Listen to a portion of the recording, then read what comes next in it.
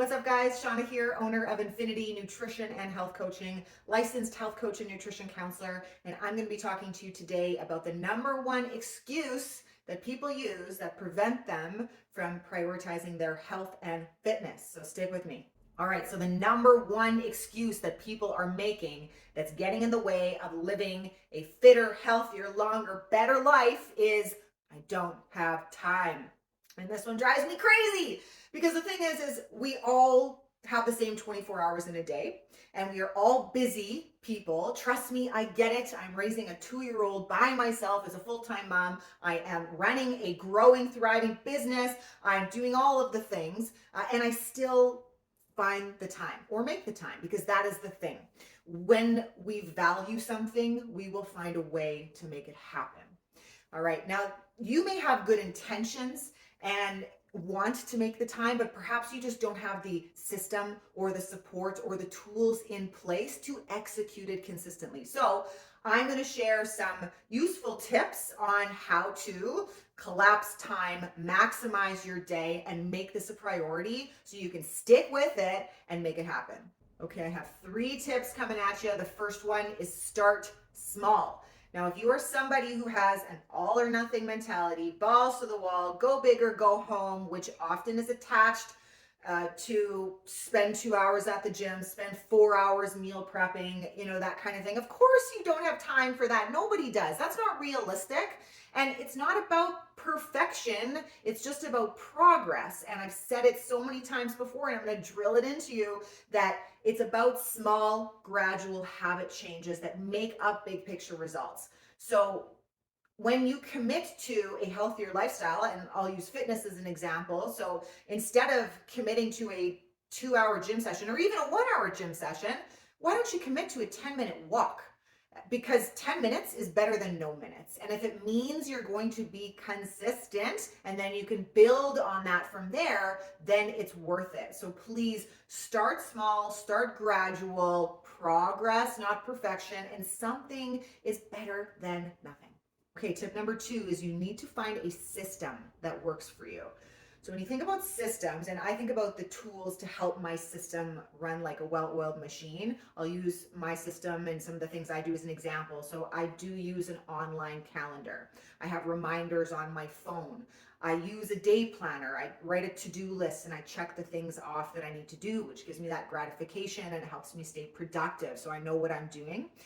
So the tools and scheduling things in can be very, very important to help protect your system. And then the system itself. So I'll give you an example of when I exercise. So I end up working a couple hours in the morning, usually get my kid ready for daycare, drop her off, and then I hit the gym before I do anything else. So I'm at the gym at about 9 a.m. And that is my protected exercise time. And that works for my lifestyle. And I stick with it and I'm able to be consistent. Now, if you're somebody who is trying to exercise at the end of your day, let's say at the end of the workday, but every time you try to go to the gym and you're just like, I'm too tired, I gotta do this, gotta pick up the kids, gotta make dinner. It's not people that fail, it's systems that fail. So you need to change your system if something is not working. All right. It needs to be realistic. It needs to be sustainable. It needs to fit with your lifestyle. And remember, just like tip number 1, you don't have to overcommit to an hour or 2 hours of doing something like meal prep or fitness or what have you. Right. So just look at your system, look at your lifestyle, look at some organizational tools that can help you and start coming up with a plan. All right. Tip number 3, find ways to collapse time. So what do I mean by that? You have to ask yourself, okay, what is going to be the biggest payoff that's going to take the least amount of time? So, for example, if you are exercising, instead of walking on the treadmill at a low or moderate pace for an hour or 2, you can maybe try something like high intensity interval training, or perhaps do some sort of strength focused routine versus only doing cardio. Something that will produce the same amount of results or even better in a shorter period of time. When it comes to meal prep, you don't have to get extravagant with your meal creations. simple is usually best. And there's lots of ways. I've talked about them before, but one example, using frozen produce, frozen vegetables to add to your meal prepped meals versus cooking anything complicated. There's ways to save time. And the only way that you'll discover how to become super efficient is by consistency. So you need to practice. But the other thing to consider is hiring a coach, because this is what we do. We are experts at all things, efficiency when it comes to health and fitness and maximizing your results. So yes, it is an expense, but it's an investment that can give you time back and teach you the tools to become super efficient with your system so you can be successful in the long term.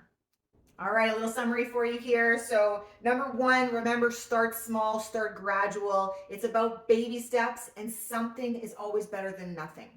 Number two, find a system that works for you. Use the tools to help you stay organized: day planner, online calendar, reminder.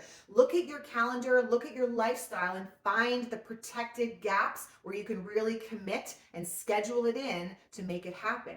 And number three, find ways to collapse time for you so you can become really efficient in this process, making it easier to stick to it. So remember, guys, it's not about having time, it's about making time for the things that you value. And when it comes to your health and your well-being, your longevity and your life quality, you should absolutely value that.